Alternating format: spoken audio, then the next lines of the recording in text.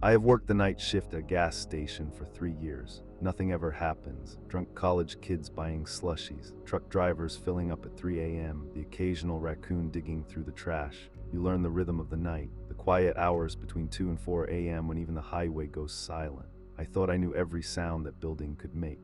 The hum of the refrigerators, the click of the coffee machine, the buzz of the fluorescent lights overhead.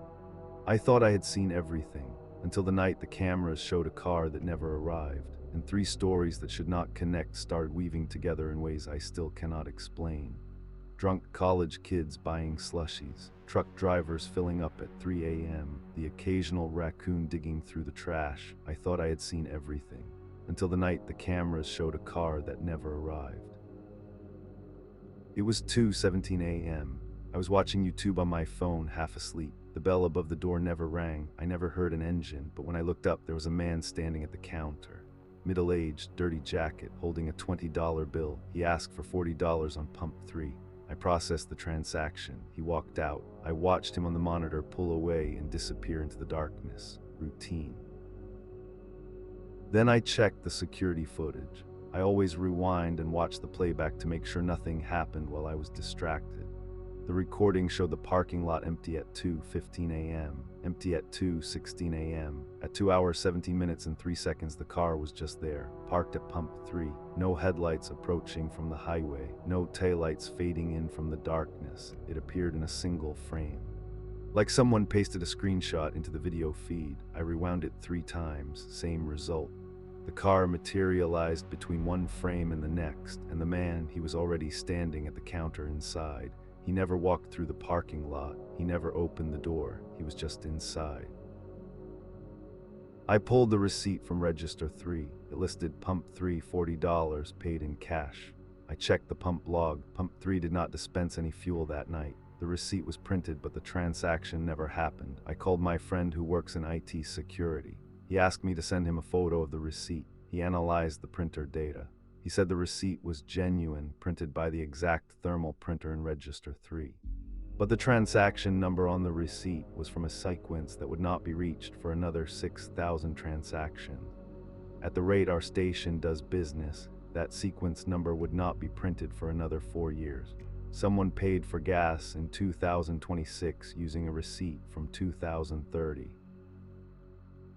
The pump was never activated, the fuel was never released, but the man walked out, got into a car that should not exist, and drove away on fuel that was never pumped. I kept that receipt. I still have it. It prints the date and time and location correctly. Everything else about it is fiction. 2 weeks later, I found an envelope taped to the back door of the station. Inside was a $50 bill from 1994. No note, no return address, just the money. I checked the cameras.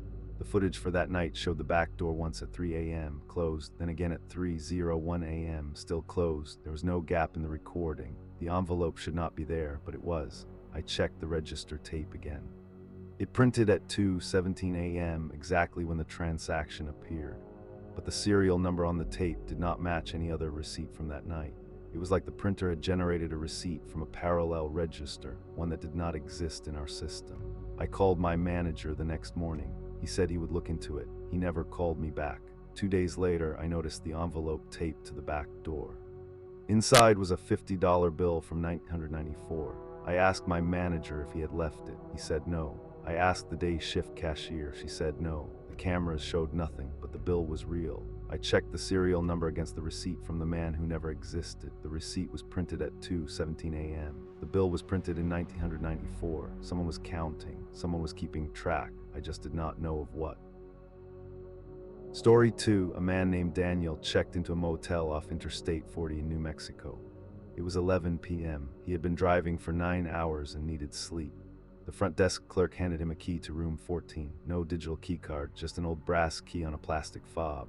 Daniel walked to the building at the far end of the parking lot. The parking lot was almost empty. 3 cars total. He inserted the key, turned it, pushed the door open. The room was already occupied. A suitcase was open on the luggage rack, clothes draped over the chair, a half-empty bottle of water on the nightstand. The bed was unmade, the sheets still warm to the touch. Daniel stepped back into the hallway and checked the door number. Room 14, correct. He walked to the front desk. The clerk looked confused. Room 14 has been empty for 6 months, she said. Nobody has checked into that room since February. He walked back with her. The room was empty. The suitcase was gone. The clothes were gone. The bed was made, immaculate, like no one had ever been there. Daniel did not sleep well that night. He lay in bed staring at the ceiling, listening for footsteps in the hallway. None came, but at 3 a.m. he heard a door open and close. Room 14, he checked his phone, no notifications, no one called. The next morning he asked the front desk if anyone had checked into room 14 overnight. The clerk checked the computer. No, she said, the room is still out of service. Why? Daniel did not answer. He checked out. Got back in his car and drove another 6 hours before stopping.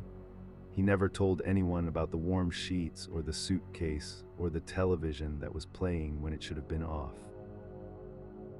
The next morning, Daniel asked the morning clerk about room 14. She checked the computer.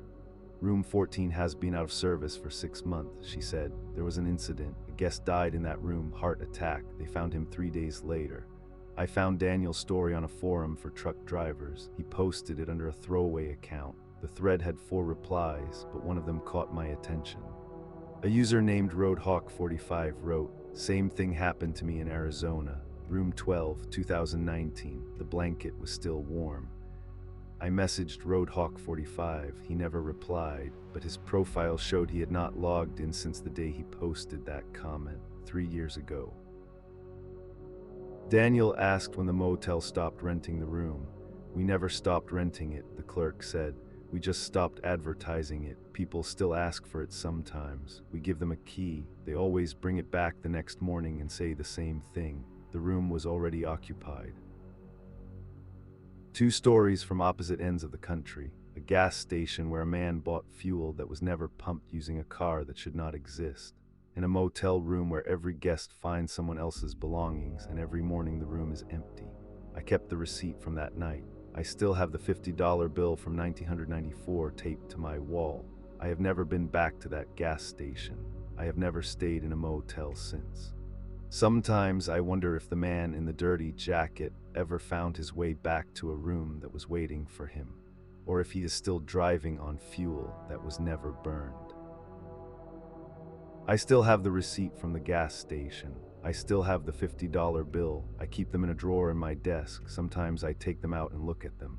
The receipt is yellowing. The bill is crisp, like it was printed yesterday. I checked the serial number once. It does not match any known series from 1994. I checked again last week. It still does not match. I am not sure what that means.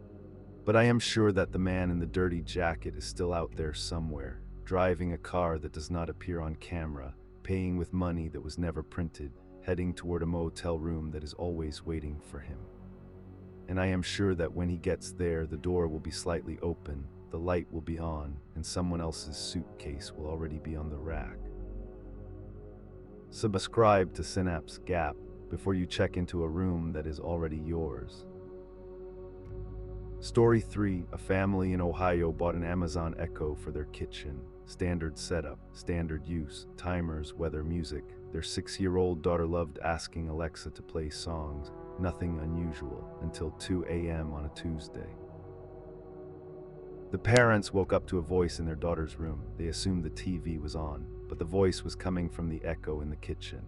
The only problem was the Echo in the kitchen was on the other side of the house. The voice was coming from their daughter's room, the same voice, the same Alexa cadence, but the words were wrong. "He is behind you," it said, clear, calm, cold. The father checked the activity log on his phone. 0 commands, no wake word detected, no history. The device was not triggered, it spoke on its own. He unplugged the Echo. The next night it happened again, the same voice, the same words, but the Echo in the kitchen was still unplugged. The device was not online, it had no power, but the voice still came from the bedroom. He called Amazon. They had no record of the device speaking at that time. They suggested a factory reset. He did it. It did not help.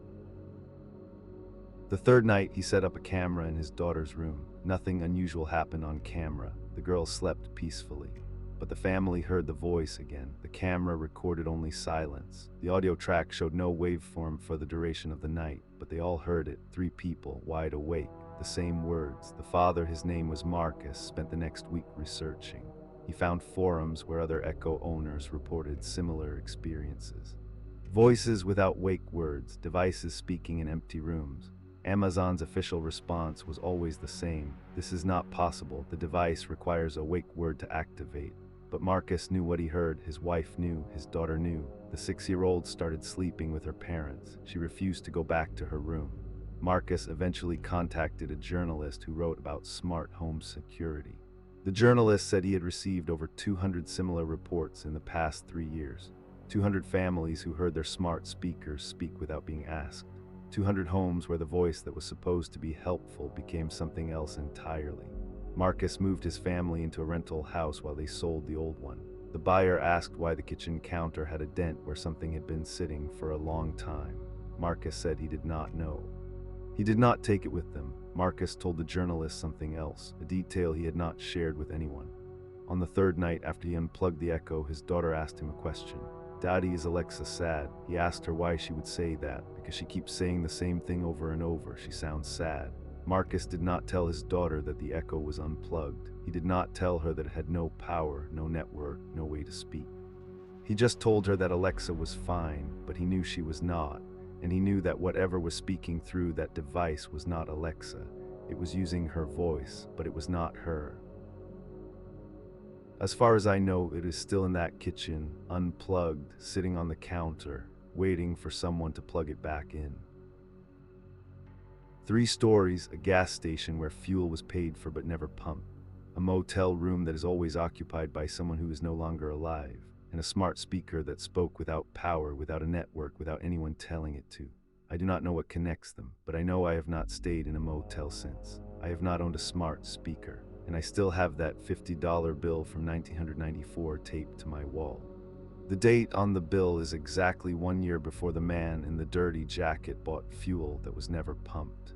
I am sure it means nothing, but I cannot throw it away. I still have the receipt from the gas station. I still have the $50 bill. I keep them in a drawer in my desk. Sometimes I take them out and look at them. The receipt is yellowing. The bill is crisp, like it was printed yesterday. I checked the serial number once. It does not match any known series from 1994. I checked again last week. It still does not match. I am not sure what that means. But I am sure that the man in the dirty jacket is still out there somewhere, driving a car that does not appear on camera, paying with money that was never printed, heading toward a motel room that is always waiting for him.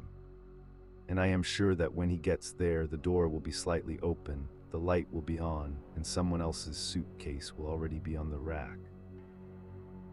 Subscribe to Synapse Gap before you check into a room that is already yours. I did not connect the 2 events at first: a car that appeared from nowhere, an envelope that appeared from nowhere, 2 impossible things happening 2 weeks apart. I told myself it was a glitch, a camera malfunction, a prank, but I kept both items, the receipt and the bill, in a folder in my glove compartment. I did not know why, I just knew I could not throw them away. Story 2.